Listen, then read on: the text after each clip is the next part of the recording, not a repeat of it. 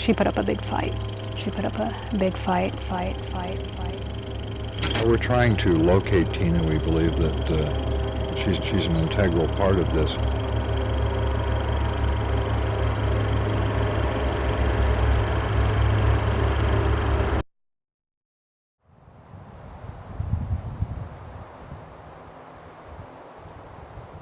As the tall trees dance in the soft breeze, you can't help but think, this has to be one of the most peaceful settings in all of Plumas County.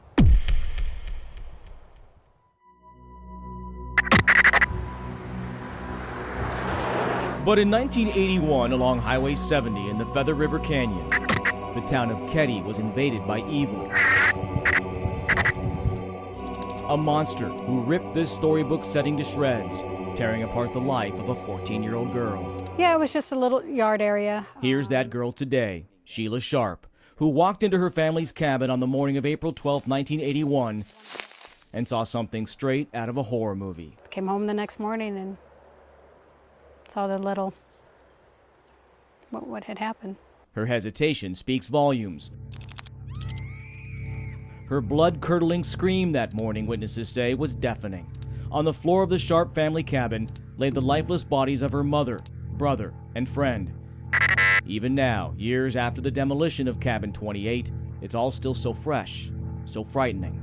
When I opened it, I saw, which apparently I did say it was my brother, but I don't remember it being my brother, right by the door. Her 16-year-old brother and his 17-year-old friend were stabbed, beaten with a claw hammer, and strangled, as was her mother. She put up a big fight. She put up a big fight. The single mother of 5 never had a chance.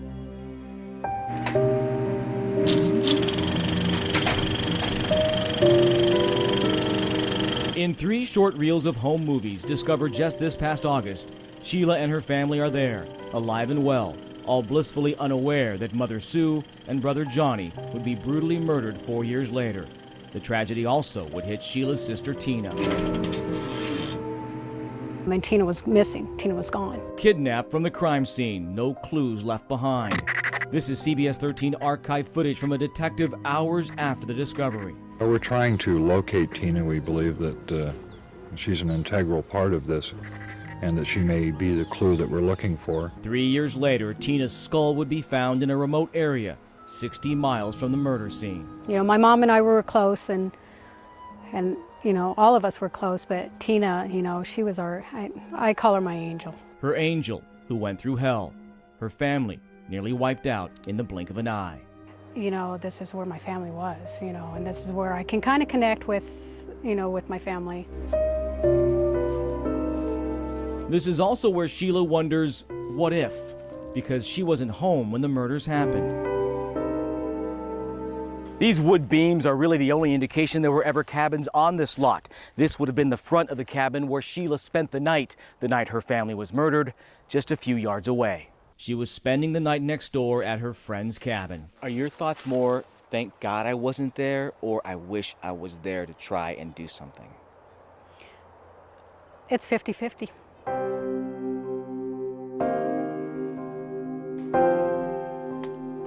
Sometimes I sit there and think, well, if I was there, maybe it wouldn't have happened. But I can't think that way because I think in my mind it would probably really mess with me. I wasn't there for a reason. Now, her reason for coming back to the crime scene is to keep her family's story alive.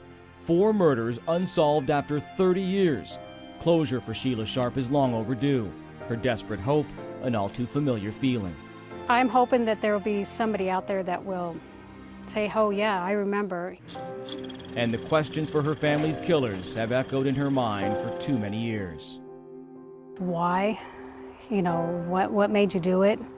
She may never get an answer, but she does have a message. She's finding strength through sorrow, determination after devastation, searching for peace of mind in this once peaceful setting that was home. Sheila wants you to know she's a survivor. I'm still around, my brothers are still around, and we're still strong.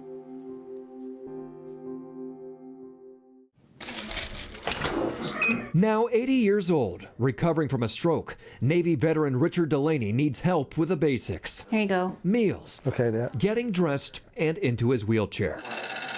But caring for the elderly is expensive.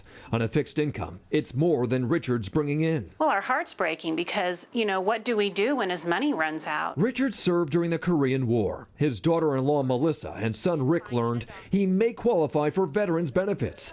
They turned to financial planner Mark John Cruz, who they say promised he could get Richard $1,600 a month, although he wanted $1,750 up front to help. That's pennies compared to what he's telling us we can get. But after Cruz cashed their check, Never heard from him again.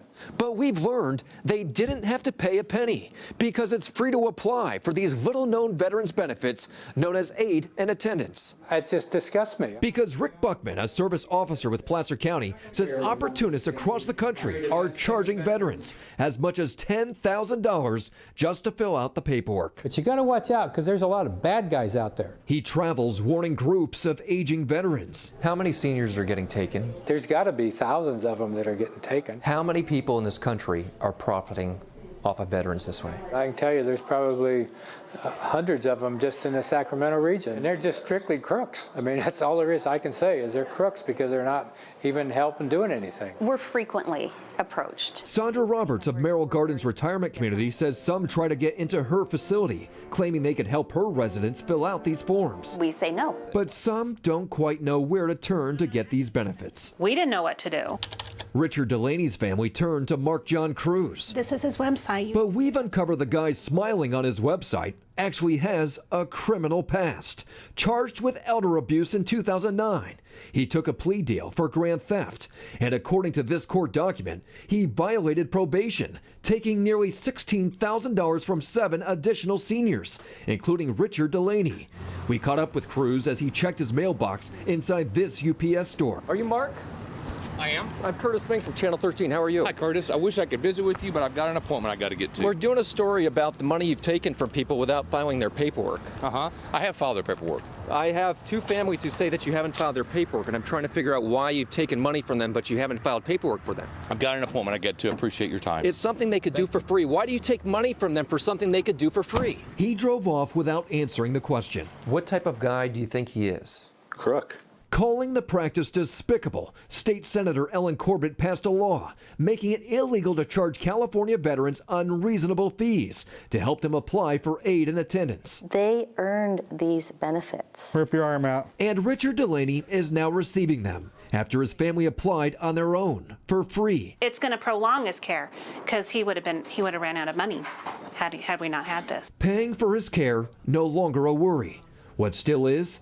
The other senior veterans who may fall prey to those looking to make a buck. We just need to put a stop to Mark John Cruz and other people that are doing this to the elderly and our veterans. Okay.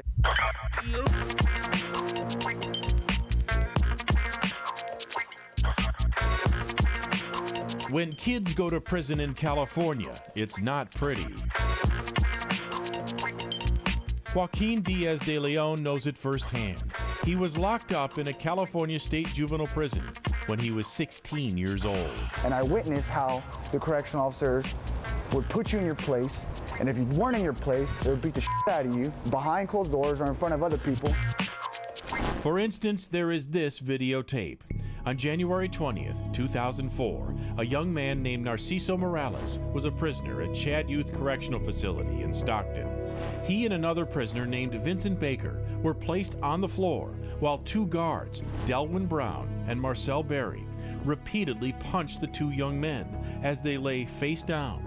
The guards deliver blow after blow while other guards stand by and watch. I thought I was gonna die that day. And 6 years later, Morales spoke about that brutal beating. I'm just happy that I, survived it. Was given another chance. Initially, guards Brown and Berry were fired for using excessive force, but they were later reinstated Brown is now a parole officer. It was a black eye and a low point for California's Division of Juvenile Justice. But it is difficult for us to see because we don't want to be connected with that. That is not what we want to show. Rachel Rios is the acting director of the Division of Juvenile Justice. She is quick to point out that what we see in the video has always been unacceptable. Rios says that reform is well underway at the DJJ and positive changes have happened. In fact, changes were mandated by a court order in 2005, but we found that the DJJ is 3 years behind schedule with its remedial plan. We wanted to know why. Mothers of young offenders do too. It's cruel in there, period. Lena Roldan's 18-year-old son is a prisoner at Chad. He's tried to commit suicide 3 times. Lena says her son is afraid of other inmates, and he says the guards are not protecting him. And I just seen my son today. He's marked up, he's scarred up, and he says that's his ticket to freedom if he kills himself. So it's hard.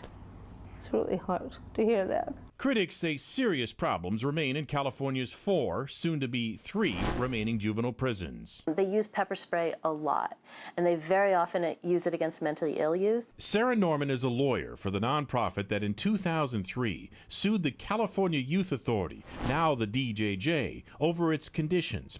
The lawsuit describes how the DJJ deprived teenage prisoners the required education and subjected them to illegal conditions of confinement, isolating them for more than 23 hours a day. Joaquin Diaz de Leon still lives with the memories of isolation. So when you were in Ione, you were in solitary confinement with no plumbing, no bed for 24 hours and no food. That's right. An Alameda County judge ordered DJJ officials to fix those and several other problems. But in July of this year, the court said the DJJ failed to do so. The judge later ruled that DJJ officials have willfully violated the court's orders. The court has ordered defendant to end the practice of isolation. Are you still isolating? We don't isolate youth. We don't isolate youth. I consider being locked in a cell for 21, 22, 23 hours a day without anyone to talk to. I consider that solitary confinement, yes. In 2005, the court settlement ordered the DJJ to treat prisoners better, giving them hundreds of specific changes to make. But as of tonight, the court's experts say the DJJ is only 80% compliant. Joaquin eventually got out and stayed out. He's a young man determined to make it in college and then on the right side of the law as an attorney. We all need grace, at least an inch of it, we all do. Because if it was you or your son or your daughter, someone you cared for, you would want them to have grace. But we seem to forget that sometimes. As for the remaining compliance issues, including the use of force, isolation, and programs for girls, violence, and gangs, Rios admits that those who run the DJJ now have learned from past mistakes. And we recognize that we still have work to do. We're not saying that we're completely done in our change. We still have work to do.